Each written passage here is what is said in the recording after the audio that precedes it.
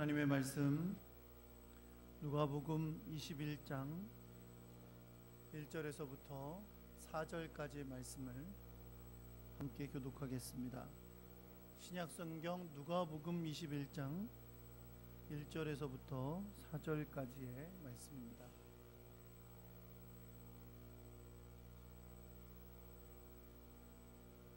제가 한 절 읽고 여러분 한 절 읽고 우리 교독하겠습니다. 누가복음 21장 1절입니다. 예수께서 눈을 들어 부자들이 헌금함에 헌금 넣는 것을 보시고 이르시되 내가 참으로 너희에게 말하노니 이 가난한 과부가 다른 모든 사람보다 많이 넣었도다. 이 과부는 그 가난한 중에서 자기가 가지고 있는 생활비 전부를 넣었느니라 하시니라.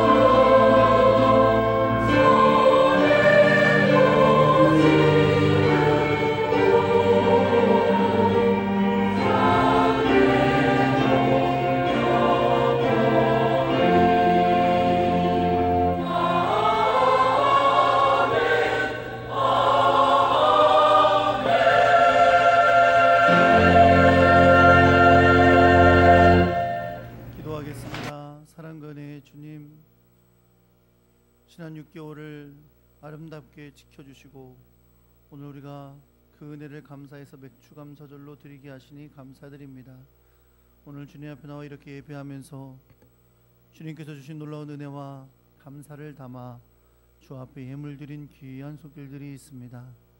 주님께서 기억해 주시고 사랑과 은혜로 갚아주시고 언제나 주의 능력을 덧입혀 주사 험악하고 죄악된 세상에서 승리할 수 있도록 역사하시고 인도하여 주옵소서. 저들이 가정과 사업과 직장과 모든 것을 위하여 기도하며 부르짖을 때 응답하여 주시고 가장 선한 길로 인도하셔서 주님이 기뻐하심을 받는 아름답고 귀한 백성들이 되게 하여 주옵소서. 주님 앞에 드려진 이 예물 하나님의 영광과 뜻을 따라 주님의 나라의 일에 온전히 쓰여지도록 주님이 역사하시고 인도하여 주옵소서. 하나님, 오늘도 주의 말씀을 듣는 이 시간에 주님의 성령이 함께해 주시길 원하고 우리의 마음과 생각을 새롭게 하사 주의 귀한 말씀에 순종하는 저희들이 되게 하여 주옵소서. 주님께 감사하며 우리 주 예수 그리스도의 이름으로 기도합니다. 아멘. 할렐루야. 옆에 계신 분들하고 인사하겠습니다. 잘 오셨습니다. 사랑합니다.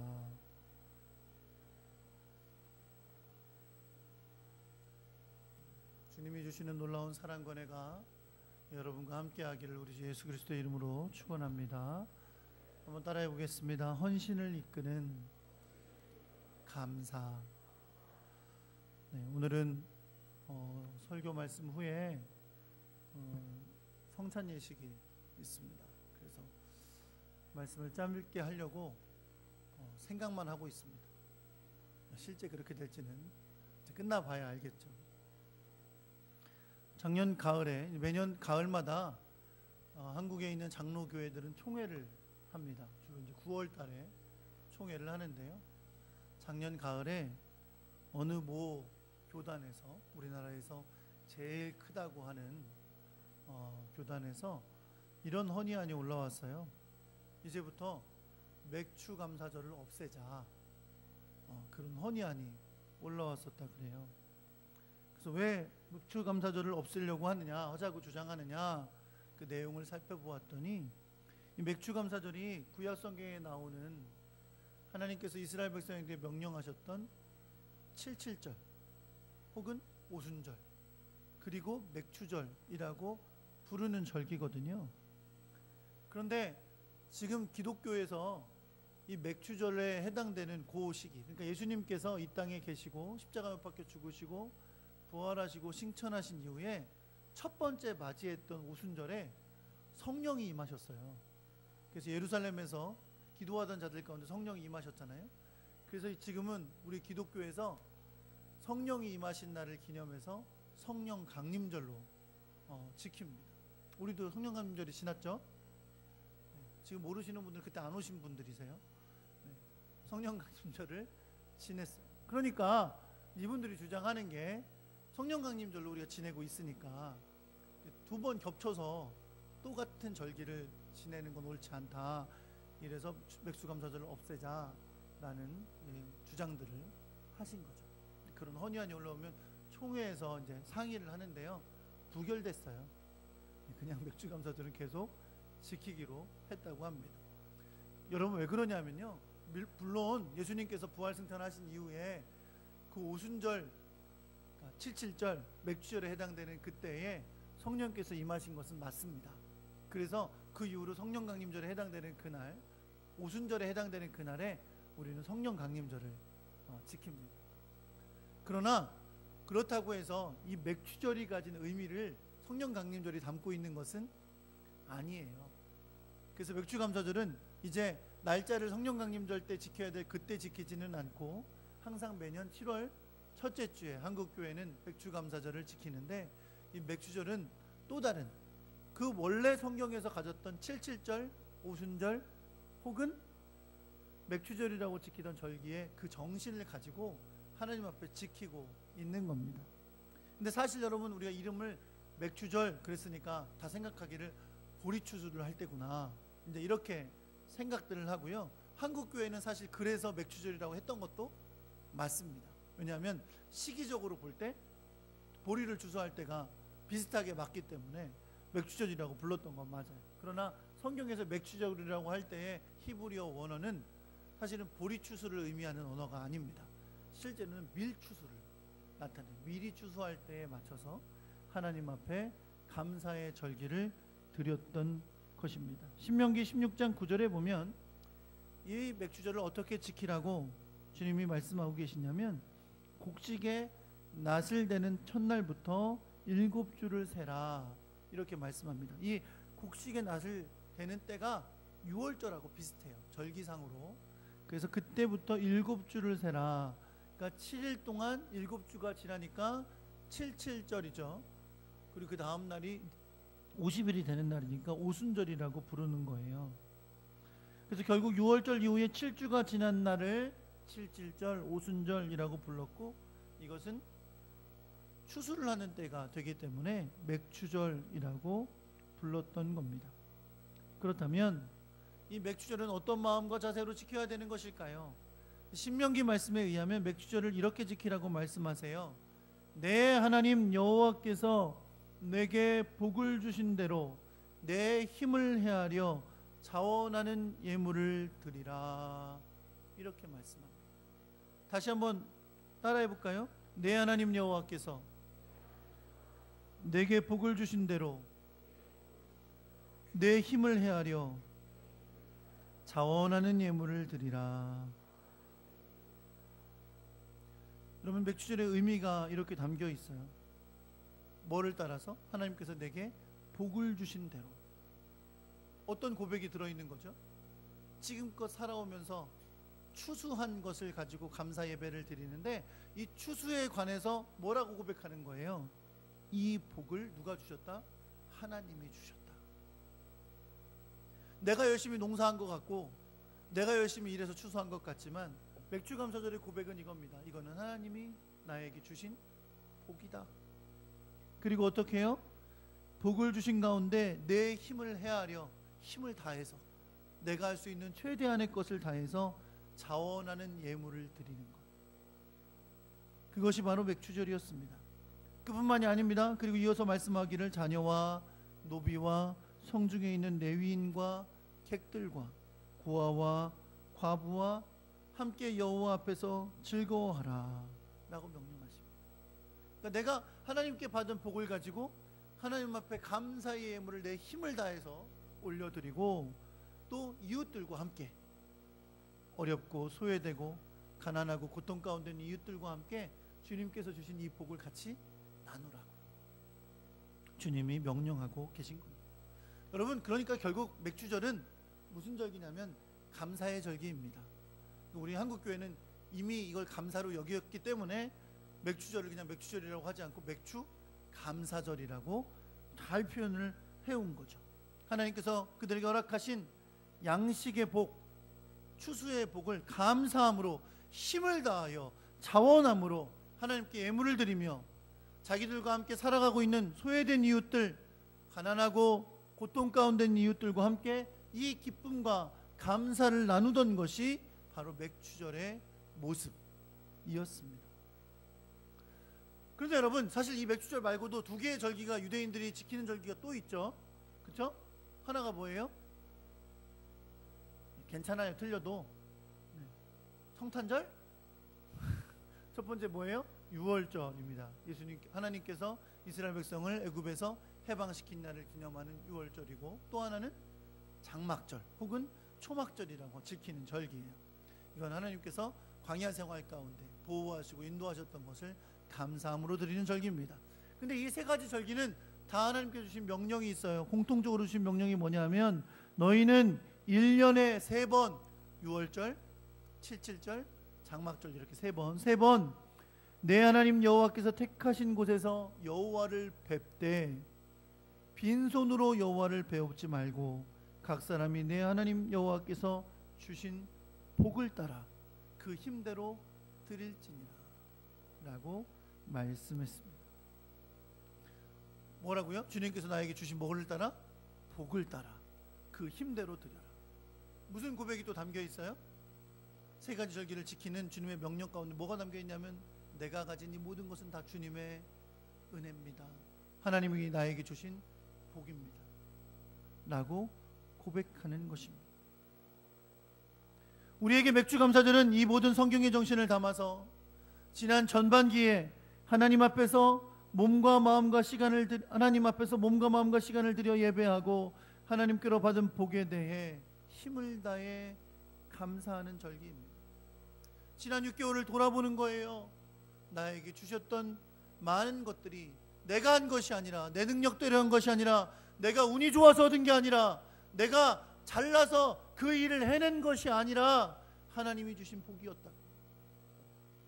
주님이 나에게 생명 주시지 않았다면, 주님이 나에게 호흡을 주시지 않았다면, 주님이 나에게 직장을 주시지 않았다면, 주님이 나에게 일할 사업터를 주시지 않았다면, 내 가정을 주시지 않았다면, 내 마음 가운데 평안을 주시지 않았다면 내가 할 수 없었던 것이기에 고백하는 거예요. 뭐라고? 이것이 하나님께서 나에게 주신 복입니다 라고 고백하는 겁니다. 그리고 주님께서 나에게 주신 복을 따라 하나님 앞에 아름다운 예배로, 또 아름다운 예물로 올려드리는 것이 바로 추수감사절, 맥주감사절의 의미인 것을 여러분 믿으시기 바랍니다. 그 중심에 뭐가 있다고요? 내가 가진 것이 하나님께서 주신 복이다 라는 고백이 있는 거예요. 한번 따라해 볼게요. 내가 가진 것이 하나님께서 주신 복이다. 할렐루야.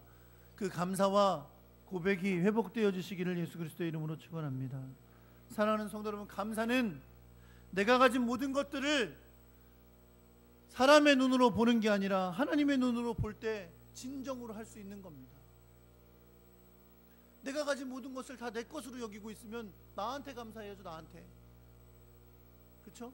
감사해도 이런 일이 이어지게 된 내 행운에 감사할지도 몰라요. 내 여건에 감사할지도 몰라요. 내 조건에 감사할지도 몰라요. 그러나 눈을 들어 바라보니 이 모든 것이 다 하나님의 은혜인 것이고, 하나님이 나에게 주신 복이고, 하나님께서 함께 해주신 결과물이에요. 그래서 이 모든 것을 바라보며 감사하는 거예요. 누구한테? 하나님께. 이 모든 것을 주신 하나님께 감사하는 것이 진정한 감사인 것을 여러분 믿으시기 바랍니다. 그렇게 감사할 때, 그런 감사가 있을 때 내가 하나님 앞에 진실함으로 헌신하는 겁니다. 주님을 위해 사는 거예요. 주님께서 나에게 주신 것이 감사해서 물질도 기쁨으로, 헌금도 기쁨으로, 감사로, 내 삶의 헌신도 감사로, 봉사도 감사로, 예배도 감사로 주님 앞에 진실하게 드릴 수 있는 것. 내 거라고 생각하니까, 이 시간도 내 거라고 생각하고, 내 건강도 내 거라고 생각하고, 내 물질도 내 거라고 생각하니까 하나님 앞에 감사함으로 드리지 못하는 겁니다. 감사가 회복되기를 예수 그리스도의 이름으로 축원합니다. 여러분과 제가 함께 읽은 본문에는 하나님께 진정한 헌신으로 감사를 드린 한 여인이 등장합니다. 여기서도 여러분 우리가 주목하여 볼 것이 있어요. 뭐냐면 이 감사의 기준이 사람의 눈대로가 아니라 하나님의 눈대로 이루어져야 된다는 겁니다. 여러분, 사실 오늘 여러분과 제가 읽은 본문 말씀은 마가복음 12장 41절에서 42절에도 동일한 말씀이 기록되어 있어요. 그런데 마가복음 말씀을 함께 참고하여 살펴보면 이 본문에 대해서 더 잘 이해할 수가 있습니다. 예를 들면 여러분 이렇습니다. 오늘 본문에 나오는 것보다는 마가복음의 말씀에 의하면 예수님께서 지금 사람들이 헌금을 하는 헌금함을 보고 계신데 우연히 지나가다가 보신 것이 아니에요. 마가복음의 말씀에 의하면 예수님께서 헌금함에 대하여 앉으셨어요. 그리고 아주 꼼꼼하게 이들이 헌금하는 걸 살피고 계신 거예요. 의도적으로 거기에 앉으셨고 그곳에서 사람들이 헌금하는 걸 정말 꼼꼼하게 살피고 계신다는 겁니다. 어느 정도냐? 사람들이 얼만큼 헌금하는 걸 볼 정도예요. 주님께서 꼼꼼하게 헌금하는 모습을 살피고 계시면서 살피시던 것에 대해서 성경이 보고합니다. 많은 무리들이 헌금을 했는데 그 가운데 어떤 사람들이 있었냐면 부자들이 있었어요. 부자들은 어떻게 헌금했을까요? 많이 헌금했다 그랬어요. 그런데 그거에 비교해서 등장하는 한 여인이 있는 거죠. 그 여인이 누구예요? 한 가난한 과부입니다. 그리고 이 과부는 얼마를 헌금해요? 2 렙돈을 헌금해요. 큰 차이를 보여주는 거예요. 자, 부자들이 와서 헌금했어요. 성경이 분명히 부자들이 왔는데 조금 헌금하더라 라고 말씀하지 않았어요. 부자들이 와서 헌금했는데 헌금함에 많은 헌금을 했다고 했어요. 그런데 반대로 한 가난한 과부가 등장해서 헌금을 했는데 얼마 했다고요? 2렙돈을 했다고 말씀하고 있습니다. 여러분, 가난한 한 과부라고 했는데요, 여기서 가난하다는 것은 정말 비천하고 궁핍한 삶을 사는 걸 뜻해요. 그런데 우리가 성경에 나오는 정보를 가지고 생각해 볼 수 있습니다. 이 여인이 가난했다 그랬고, 그리고 과부라고 했어요. 이전에 지금 미국에 가 있는 우리 최영수 장로님 아들인 최평강이라는 형제가 사우디아라비아에 출장을 갔다 온 적이 있어요. 그래서 내가 어땠냐 물어봤더니 그때 이런 얘기를 했었어. 사우디아라비아 공항에 내렸더니 공항에서 목사님, 과부들이 와서 구걸을 하더라고요. 이렇게 말하더라고요. 저도 한 번도 가본 적이 없으니까 왜 과부들이 나와서 구걸을 했는지 이해를 못했는데, 딱 그 얘기를 듣는 동안 아, 그렇구나, 그럴 수 있겠구나 라는 생각이 들었어요. 여러분, 이 이슬람 문화, 그것이 사실 우리 성경에 나오는 구약의 문화잖아요. 그 문화와 관련된 이 문화에서 과부는 철저하게 하나님 앞에 저주받은 사람이에요. 그 누구도 그 사람을 올바로 살아있는 사람으로 여기지 않는다는 거예요. 그래서 일자리도 주지 않고 살아갈 방법이 없는 거죠. 그래서 이 가난한 과부는 사실상 어떤 사람이 도와주지 않는 방법, 도와주는 방법 외에는 돈이 생기고 수입을 얻어 살아갈 수 있는 길이 없었던 겁니다. 지금도 마찬가지인 거죠. 이슬람 문화는 여전히 그 문화를 가지고 있기 때문에, 다른 나라 같으면 왜 아이들이 와서 구걸을 하잖아요. 근데 이 중동 국가들은, 이슬람 문화를 가진 국가들은 가면 과부들이 구걸을 하는, 왜? 그거 외에 살아갈 방법이 없기 때문에 그런 것입니다.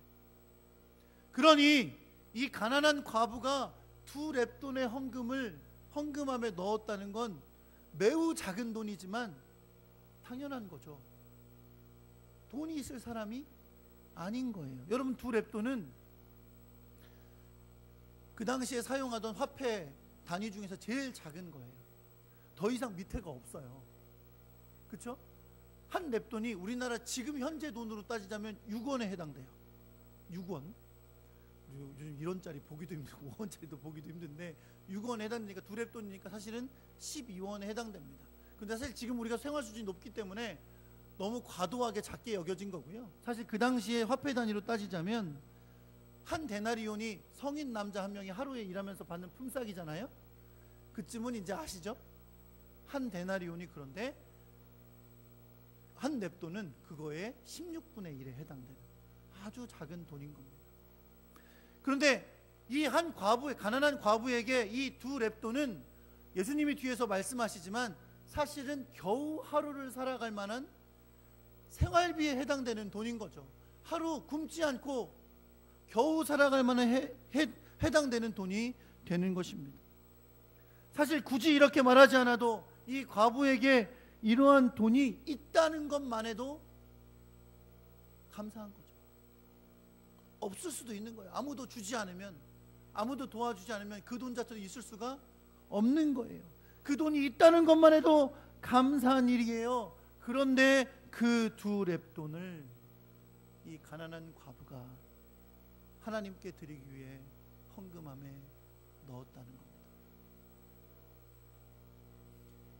자, 이걸 보시고 예수님께서 제자들을 불러 모으십니다. 얘들아, 일로 와봐라. 왜 불러 모으셨을까요? 뭔가를 가르치시기 위해서 불러 모으신 거죠. 얘들아, 일로 와봐라 라고 제자들을 불러 모으시더니 오늘 본문의 3절의 말씀을 예수님께서 하십니다. 내가 참으로 너희에게 말하노니 이 가난한 과부가 다른 모든 사람보다 많이 넣었도다. 일반적인 셈법으로는 전혀 맞지 않는 말씀이죠. 그죠? 다른 사람들이 많이 와서 헌금했잖아요. 그 중에 누구도 있었어요? 부자들도 있었어요. 많이 헌금했다 그랬어요. 그런데 이 과부는 오더니 2렙돈 집어넣었어요. 그런데 예수님께서 이 가난한 과부가 다른 모든 사람보다 많이 넣었다 라고 말씀하셨다는 겁니다. 사실 여러분, 이 가난한 과부는 다른 사람보다 매우 적게 넣었습니다. 그러나 주님은 분명 제자들에게 이 가난한 과부가 다른 모든 사람보다 많이 넣었다 라고 말씀하셨다는 거예요. 여러분 뭘 알게 됩니까?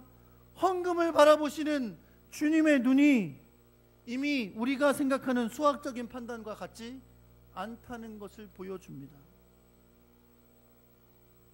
그렇다면 주님이 보시는 많고 적음은 어떻게 판단되는 걸까요? 이어지는 주님의 말씀을 통해 우리는 알게 됩니다. 주님은 이렇게 말씀하십니다. 저들이 누구예요? 다른 사람들, 특별히 부자들을 포함한 저들을 말하는 거예요. 저들은 그 풍족한 중에서 헌금을 넣었거니와, 그 풍족한 중에서 일부를 헌금에 넣은 거예요.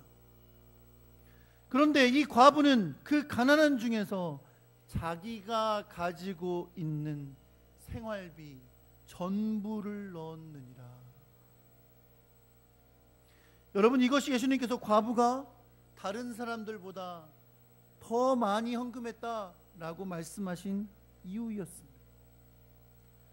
비록 수학적으로, 물질적으로 그 양은 많지 않았지만 주님은 그것이 가장 많이 넣은 것이다 라고 말씀하셨다는 거예요. 물론 많이 넣었지만 부자들이 헌금함에 넣은 건 그들이 가진 풍성한 것들 가운데 그저 일부였다는 겁니다. 그러나 그 양은 매우 적었지만 이 가난한 과부가 넣은 2렙돈은 풍성한 가운데 일부를 넣은 것이 아니라 그녀의 생활비 전부를 넣은 것이었다는 거예요. 주님이 보신 것은 있는 그대로의 절대적인 수학적 양이 아니었던 거죠. 주님이 정하신 많고 적음은 그들에게 있어서 그 헌금의 수학적인 크기가 아니라 그들의 마음에 담겨 있는 믿음의 크기였음을 우리는 알 수 있습니다. 어찌 보면 매우 상대적인 거였다는 거예요. 오늘 이 본문에 등장한 한 가난한 과부가 드린 헌금은 성경이 말하고 있는 것처럼 그 헌금은 뭐였냐면 그녀의 생활비 전부였습니다. 그 생활비에 해당되는 금액은 너무나 적어요. 그쵸? 2렙돈, 너무 적은 돈이에요. 사실은 헌금을 드리지 않아도 성전을 운영하는 데는 큰 어려움이 없습니다. 그 정도 2렙돈 없어도 성전 다 운영할 수 있어요. 사실 그녀가 드린 그 2렙돈의 헌금은 많은 사람들이 든 헌금에 비하면 없어져도 티도 나지 않을 거예요.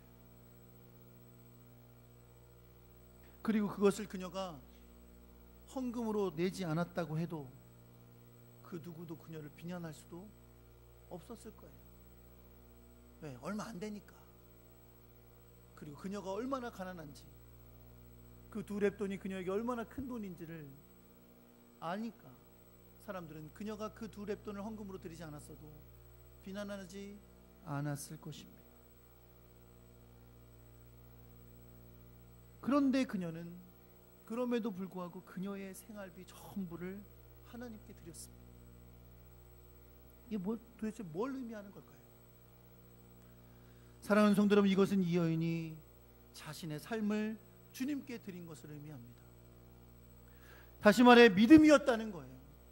내가 오늘 가진 이것이 나의 생활비의 전부이지만 내 삶은 하나님께 달린 것이기에 하나님께서 주신 것에 대한 감사와 믿음으로 자기의 가진 생활비를 다 드렸다는 겁니다. 오늘 본문에서 예수님은 풍족한 중에 일부를 헌금으로 드린 부자들을 비난하지 않으십니다. 그들에게 뭐라고 하시는 게 아니에요. 다만 분명한 것은 그들보다 이 가난한 과부가 더 많이 드렸다라고 말씀하신다는 거예요. 이것을 제자들에게 가르치시는 겁니다. 그리고 우리들에게 가르치시는 거예요. 우리의 헌금 생활에 대해서, 우리의 주님께 드릴 헌신에 대해서 가르치고 계신 거예요. 오늘 본문에서 보는 것처럼 하나님은 헌금의 액수를 보시는 것이 아닙니다. 뭐를 보세요? 드리는 자의 중심을 보시는 겁니다. 그렇기 때문에 이 과부가 더 많이 넣었다라고 말씀하시는 겁니다. 그러나 잊지 않아야 할 것은 분명 이 과부는 자신의 생활비 전체를 하나님께 드렸다는 겁니다. 다시 말해 그 헌금에는 그녀의 하나님에 대한 감사와 주님을 믿고 의지하는 신뢰가, 믿음이 그리고 주님께 내 생활비를 다 드릴 만큼의 헌신이 담겨 있었다는 겁니다. 자신이 가지고 있는 그 적은 금액에 대해서도 그녀는 그것을 주신 분을 하나님으로 여기고 있는 겁니다. 그리고 앞으로 없지만 살아갈 자기의 삶을 책임지실 분도 하나님이라고 고백하고 있는 겁니다. 그래서 적은 돈이지만 생활비 전부를 하나님께 드린 것입니다. 부자들은 양적으로는 더 많이 드렸습니다. 비록 주님이 헌금한 부자들을 비난한 것은 아니지만, 비난하고 계신 것은 분명 아니지만, 주님은 분명히 그들이 이 과부보다는 적게 드렸다라고 말씀해 주고 계세요. 그들의 감사와 믿음과 헌신이 분명 이 가난한 과부보다 적었다는 거예요. 물질적으로는 많이 드렸지만 주님께 드린 감사와 헌신과 믿음의 크기는 작았다는 거죠. 그들이 드린 헌금이 그것을 주님 앞에서 보여주고 있다는 것입니다. 사랑하는 성도 여러분, 우리는 이미 헌금을 했습니다. 오늘 그렇죠? 이미 헌금하셨죠? 네. 제가 헌금 마니아라고 하는 설교가 아니라는 걸 분명 아실 거예요. 그러나 여러분 기억하십시오. 여러분 오늘 감사의 헌금을 준비하시면서 주님께서 지난 6개월 동안 주신 은혜들을 기억해 보셨습니까? 정말 감사하셨습니까? 그리고 혹시 고백하셨습니까? 내가 지난 6개월 동안 살아온 거 다 주님의 은혜였습니다. 내게 주신 물질도 다 주님이 주신 겁니다. 내게 주신 건강도 다 주님이 주신 겁니다. 내가 이렇게 직장 생활을 할 수 있는 것도 주님의 은혜고, 나에게 사업터를 주셔서 이렇게 일할 수 있는 것도 다 주님의 우리에게 주신 복입니다 라고 고백함으로 드리셨습니까? 그리고 혹시 고백하셨습니까? 앞으로도 내 삶을 책임지실 분은 오로지 주님이십니다. 내가 가는 길을 인도하실 분도 오로지 주님이시고, 내 사업과 내 직장과 내 삶의 모든 것에 주관자가 되시고 책임지실 분이 주님이심을 믿음으로 고백하셨습니까? 그것을 마음에 담아 최선을 다한 헌금을 오늘 하나님 앞에 드리셨습니까? 사랑하는 성도 여러분, 예수 믿는 사람들에게 헌금 생활은 빠눌 수가 없는 거예요. 헌금 생활 중심으로 하는 거죠. 마음으로 하는 거죠. 금액이 중요합니까? 물론 그렇습니다. 오늘 보니까 그러네요. 성경 보니까 금액이 중요한 게 아니네요. 그 마음에 담긴 것이 중요하네요. 그러나 여러분, 헌금 생활은 내가 주님을 얼마나 의지하는지, 내가 주님을 얼마나 믿는지, 내게 주신 것에 정말 감사로 고백하고 있는지를 드러내는 귀한 열매예요. 예수 믿는 사람들은 11조를 하라고 합니다. 11조 때문에 아주 스트레스 받아요. 그렇죠? 그런데 여러분, 11조도 그런 마음으로 드리는 거예요. 10분의 1 하나님 앞에 담대히 떼어 드리면서, 하나님, 내가 10분의 1 하나님께 드리지만 내게 주신 모든 것이 다 하나님의 것임을 고백합니다. 주님이 나에게 주신 복인 것을 고백합니다. 내가 앞으로 살 때도 내 능력으로, 내 힘으로 사는 게 아니라 주님의 능력으로 사는 것임을 고백합니다 라고 담대히 떼어 드리는 거예요. 믿음으로 드리는 거죠. 감사로 드리는 거죠. 내 삶을 바쳐서 드리는 거예요. 사랑하는 성도 여러분, 이 백주감사절에 주님 앞에서 여러분의 감사가 회복되시기를 예수 그리스도의 이름으로 축원합니다.